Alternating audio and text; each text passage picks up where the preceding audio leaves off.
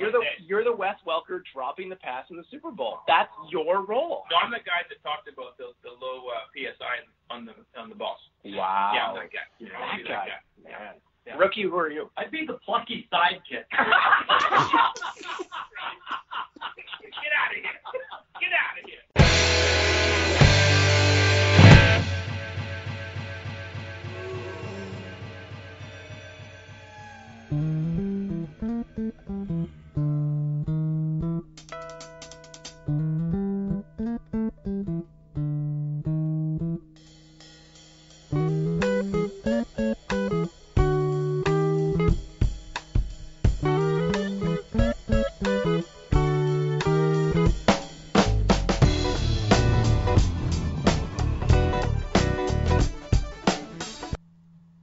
Welcome to another episode of the Donut Bag. How you doing? I'm doing fine. A little tired. It's been a crazy night here at the Donut Bag Studios. We have a great show today. First off, I talked to the Mage from the Spreaker with some fantasy football advice. Then I talked to Johnnie Black and Bruce Cagle Jr. from the Spreaker about the baseball playoffs. And I talked to Mark and Coach Warzu about, well, we vent about the Steeler game, and we talked about the past week in the NFL. Then I talked to the guys from Blitzed NFL Radio podcast, and that's when things go off the rail. So anyway, here we go. Okay, now talk about fantasy football. I have the Mage. He is at _the_Mage_fantasy on Twitter, and founding partner and fantasy football analyst for the Spreaker. How you doing, sir? I'm doing great today, Joey. Thank you for having me. I appreciate it. Good to have you. Okay, so lots happened this past weekend in fantasy football. What was the biggest surprise that you saw? Honestly, it's probably got to be Derek Carr's performance this weekend. I mean, Derek Carr threw for over 400 yards with 4 touchdowns, which was kind of a breakout performance for him, considering how the Raiders have been actually performing this season. So I would say that was probably one of my biggest surprises. We had a couple injuries take place, some surprise performances at running back as well. Mike Davis kind of stepped up to the plate in Seattle. He ended up rushing for over 100 yards, 2 touchdowns. So that was a bit of a surprise there as well. Nyheim Hines kind of broke out too in PPR leagues. He caught 9 passes for 63 yards and 2 touchdowns. Outside of that, I think it was more of an injury-plagued kind of week. Did you get a chance to see that gruesome injury to Tyler Eifert? I feel so bad for him. Man, I mean, he's had so many injuries. It's, you know what, if I was him, I'd just say, you know what, just quit, dude. I mean, I don't think he's played not even anything close to a full season. If I were to look, I was like, maybe he's played probably like 4 or 5 games a year, maybe. I mean, he's hurt all the time. It's like, you know what? And you know what, Joey? And this one was such bad luck too. I mean, the guy just completely rolled up on his ankle. He saw it. It was so gruesome. So, again, I feel bad for Tyler Eifert. A lot of people were looking towards Tyler Eifert this week, who maybe lost Evan Ingram due to his injury. And, it's just bad luck for the guy. You know, you do feel bad for him. You know, he's not Vontaze perfect. So we do have some sympathy for him, don't you? Yeah, I hate Vontaze perfect with he's probably the number one person in football I hate the most. I despise him as a Steeler fan. I had absolutely no problem with that hit that Juju put on him. I thought it was perfectly legal, clean, and a little bit taste of his own medicine. Exactly. He had it coming. How about Mitchell Trubisky, 6 touchdowns? That kind of came out of nowhere. You know what? That's a really good point, Joey. You're right. So that performance did kind of come out of nowhere. I was actually discussing earlier with someone on Twitter how they kind of think this was the second coming of Joe Montana, this type of performance. And I just don't see it. I still need to see more at Mitch Trubisky yet. Watched a couple of the Bears games this year. he looks great at some moments and then just bad at others. Just at throwing really bad errant passes that he shouldn't otherwise be throwing. But yeah, this was kind of a surprise here, though. I mean, he did throw for over 350 yards. I'm pretty sure that's the first time in his career. 6 touchdowns. I mean, that was just an outstanding performance. And to piggyback off of that, to stay with the Chicago Bears, someone that I actually picked up off of waiver wires in my leagues not too long ago, and he's still available in majority of leagues, is Taylor Gabriel. I mean, this guy's the number of targets that Taylor Gabriel was seeing in leagues, the consistency is there. He just hasn't put the yards together with it. So Taylor Gabriel is actually doing pretty well. He saw 5 targets in week 1, 7 targets in week 2, 10 in week 3, and 7 this week, and he caught all of his 7 targets for 104 yards and 2 touchdowns. Despite seeing the number of targets that he hasn't gone over 50 yards receiving in any of the previous 3 weeks. So it says that Yahoo, he's only owned in 6% of the league. So that's certainly somebody that I would look out for next week and possibly grabbing going forward.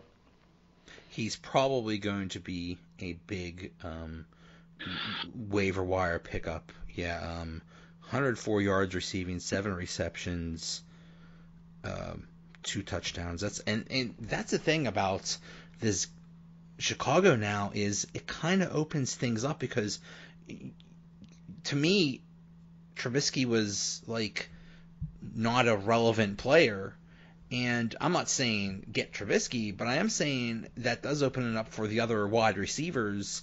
I'm not sure what Trey Burton was doing. He had a pretty nice game too, but that makes Allen Robinson more attractive. Yeah, so that we'll see if that continues, or that could open up a whole other group of players that most people wouldn't even consider. Yeah, I mean, it really does. A lot of people kind of forget the other targets on the team. Another quarterback, too, that really had a good day yesterday. Of course, I think he had 63 pass attempts, which is ridiculous. But Andrew Luck with the Indianapolis Colts. And, I mean, just look at that ball distribution there yesterday as well. I mean, we had Zach Pascal, Chester Rogers, each catching or receiving for more than 50 yards. Pascal with a touchdown. T.Y. Hilton got hurt. He ended up coming back into the game as well. He played well. I mean, yesterday was certainly a passing league. I mean, we had 5 quarterbacks pass for 400 or more yards. Jared Goff on Thursday night passed for 465. Andrew Luck for 464. Derek Carr, as we discussed, 437. Kirk Cousins at 422 and Matt Ryan 419. I mean, yesterday was a pretty explosive day for a lot of quarterbacks and a lot of wide receivers. I remember back in the day, a 300-yard passing game was a big deal for a quarterback, and now they're doing 400 and 500. No kidding. I mean, I'm sorry to say this, Joey, but I actually went with Aaron Rodgers yesterday over Ben Roethlisberger in one of my leagues. But Aaron Rodgers played well. But again, to your point, right? So that used to be a really good performance, but now it's just not good enough anymore. So everybody wants the glitz and the glamour. They want the 400 yards passing, the 6 touchdowns. But I agree with you. It's just a different passing league now. Yeah, it's amazing. I mean, basically, quote unquote, ordinary quarterbacks are going to be breaking all kinds of passing records this year if things keep up this way. So we will see. How about, what was the biggest disappointment this weekend? Oh man, probably Odell Beckham. Odell didn't play that well, especially against the New Orleans Saints. I certainly expected more out of his performance. But Eli Manning had trouble throwing the ball just all day yesterday. It seemed like he just couldn't get anything going. I mean, Odell still saw 11 targets, only caught 7 passes for 60 yards, especially going against that New Orleans offense. I expected that to be more of a high-octane sort of passing game there. So I would say that was certainly one of my disappointments from yesterday. Jordan Howard is another one. Jordan Howard didn't have a good game yesterday as well. We saw Tariq Cohen actually end up producing. Again, Mitch Trubisky threw for 6 touchdowns. So that's where we saw a lot of production go in that passing game there. You know, that's a good point. One thing I've seen is, yeah, you have these crazy passing numbers, but it's almost at the expense of some running backs. Like Kareem Hunt for the Chiefs. He was one of the best backs last year, and he's hardly done anything. Meanwhile, Mahomes and the wide receivers are piling up points like crazy. But, yeah, it seems like a lot of running backs are getting left behind in this new, whatever we want to call it, trend.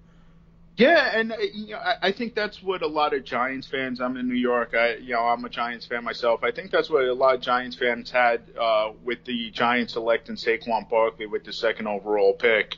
Was that you can find a running back in later rounds that will earn you some success. Kareem Hunt is one of those guys.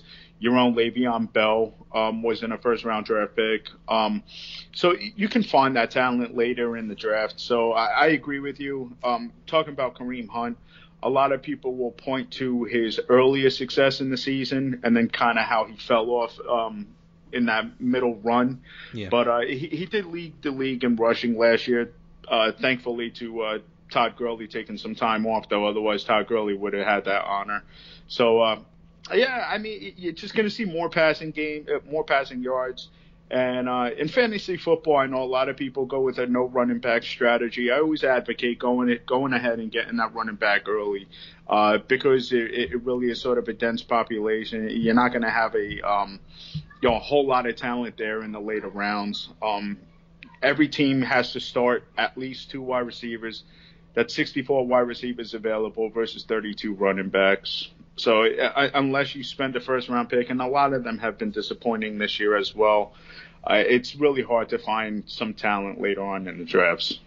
Yeah, it's more. Yeah, to me, it's all about position scarcity. There's a whole lot of running backs. There's a whole lot of good quarterbacks. So there's no use getting a quarterback early.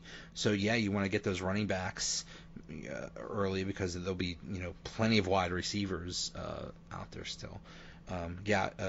James Conner had a lousy day. Alex Collins didn't do great. So yeah, we'll see if that continues. So who are you looking at in terms of waiver wire pickups? Well, the news just broke not too long ago, probably about 30 minutes ago. So no better place to break it than on the Bag of Donuts podcast. But so it looks like Le'Veon Bell is looking at a return during the Steelers bye week. Not that he's available in a lot of drafts. Obviously, he's not on the waiver wire. But with a Week 7 return, he's certainly somebody that you could look at as a possible trade target. Go ahead. I had Le'Veon Bell in a couple of my leagues, and it's so, in Pittsburgh, we're just so disgusted with this whole situation and just surprised and disappointed, and it's just terrible. One thing I'll say about Le'Veon Bell is I'm not sure which kind of shape he's going to be in when he does come back. But at least now we know, because there's pictures out there of like him looking overweight on a jet ski or something like that, or him partying and stuff like that. So it doesn't look like he's really dedicated to football or in the best shape, but maybe he'll get in shape, back in shape real quick. So I'm not sure which kind of shape he'll be in, but yeah. Well, sorry, go ahead. Well, I mean, Le'Veon Bell is looking for a contract. Honestly, I don't think he would let himself out of shape that much. I mean, other than that, what was the purpose of holding out then? You're going to end up losing the large contract that you're seeking, either from the Steelers or a potential trade suitor. So I think he'll probably be in good shape. I think he'll be all right. Don't forget, I mean, just a year or two ago, there were a lot of pitches floating around Ezekiel Elliott looking fat. Even on Twitter,